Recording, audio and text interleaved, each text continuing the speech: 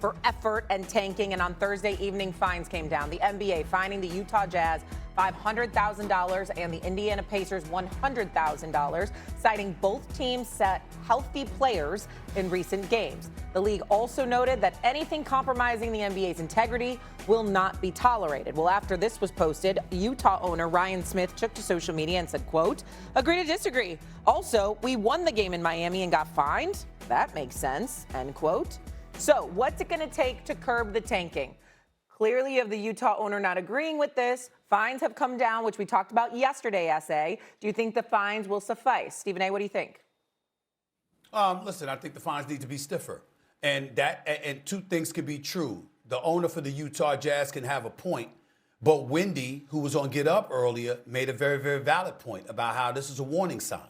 This is a deterrent. You want to make sure to send the message that, listen, it's being watched and we're not going to be tolerating it because we have a fan base to pay attention to, an audience to pay attention to, who go about the business of patronizing our product and our brand that enabled us to sign an 11-year, $77 billion deal. This is what comes with it, folks. And so as a result of that, if you're doing something that remotely comes close to compromising the integrity of the game in our eyes, we're going to make sure you feel a pinch. I personally don't think it's enough. I think no fine should be for less. I'm talking about fines along these lines, whether it be the tank and load management, whatever. I don't think any fine should be less than 7 figures. I think you want to send the message that we're not playing games, and the owners should be in on it with you, because anything that sustains or uplifts the integrity of the game, league teams and owners stand to benefit exponentially.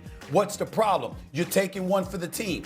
In every line of work, in every line of business, when you are at the top of the heap, you find yourself in a position where you got to take one for the team because you're the face of a brand, you're the face of a franchise or whatever. And some things may not be your fault. You may not be culpable of you might not be at fault.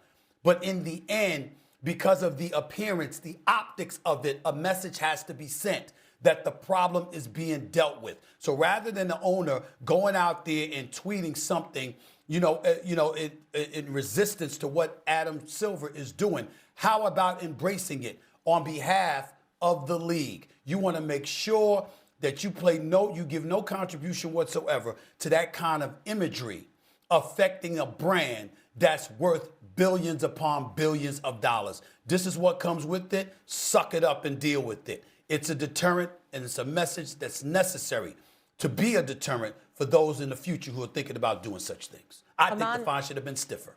I don't know. I've been a part of, the load management conversations with teams wanting to take the fine. I think that however the team decides they want to go, I think that's what they'll do. I think there will be teams that will still tank and just take the fine.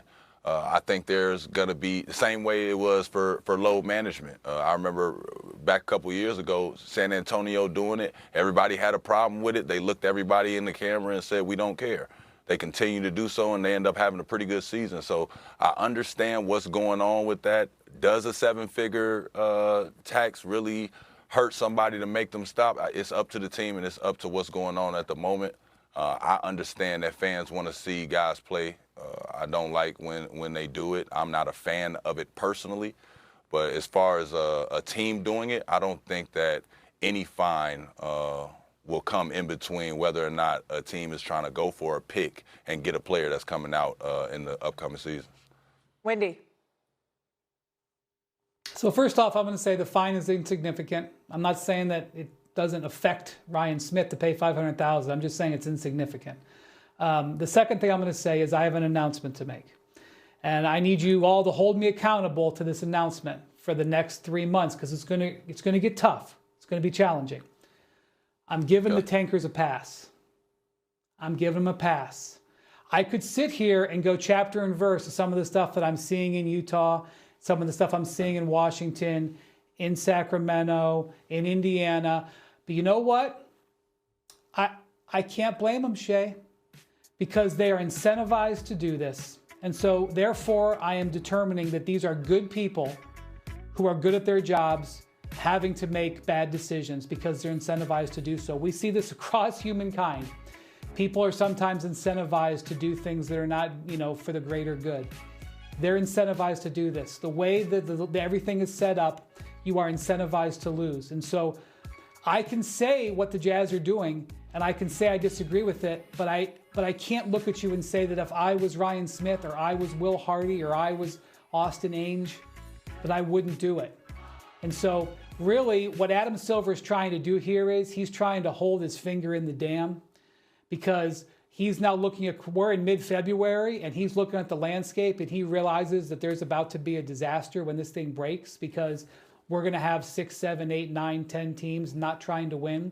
And he's trying with this to send a message over the bow, please stop, otherwise we're going to get more serious. But they have to change the fundamental issues.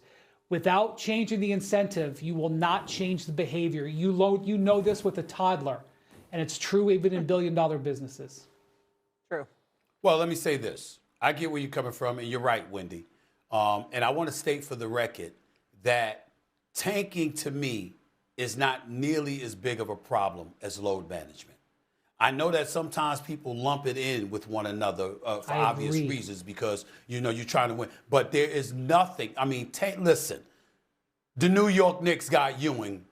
You know what I'm saying? You've got a situation where the San Antonio Spurs, I mean, damn, they did it 3 times. They did it for David Robinson. They did it for Tim Duncan. And they did it for Victor Wembanyama. I mean, this is what they've done. Okay, we all know this. I mean, obviously, you look in Orlando with Shaq, and I mean, the list goes on and on. Anytime you have an opportunity to get a generational talent, and it's going to go the way of ping pong balls or anything that would manipulate draft position, you're going to do that. That's how it goes. We understand it. And to a lesser degree, it happens in the NFL, where the worst team gets the #1 overall pick. You see sometimes a team win and you go on berserk. What the hell you win for? You don't even know how to lose. You were supposed to lose so you get the high draft pick. What are you doing? So we see tanking, and it's not that big of an issue to the public. The big issue is the load management, because the load management has been a disgrace to the game, where you have healthy scratches or people that look like healthy scratches. Well, wait a minute here. You played last night, but you couldn't play the next night, even though you walked off the court and was looking absolutely fine. And then 2 nights later, you playing again. Well, how? That's just taking the game up. That's just taking the game off. You were fatigued. You needed rest. And then when you look at some of the coaches and some of the organizations and the decisions that they made, because it's really not about the players half the time, it's about the organizations forcing them to do these things. What possible excuse could you have if you are the Lakers the other night and benching 5 starters? What possible excuse could you have if you are Steve Kerr on occasion when you benched 3 starters? I mean, damn. Make sure you parse it out a little bit and make sure one gets one game off, another gets another game off, et cetera, because you're showing just a dismissiveness towards the fan.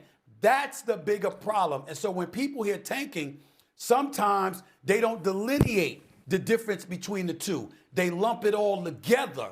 And that's an image problem for the NBA as well. But it's our responsibility to say there is a huge difference between load management and tanking. You tanking, you're not that good. You're positioning yourself to get a high pick so you can get an elite player to join your franchise so you can stop losing.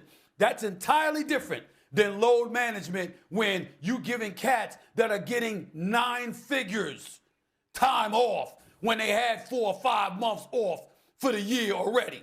You're supposed to be spending the off season getting ready, not trying to get ready during the season when you're asking the paying customer or you're telling the paying customer you are ready when you're not. That's the problem.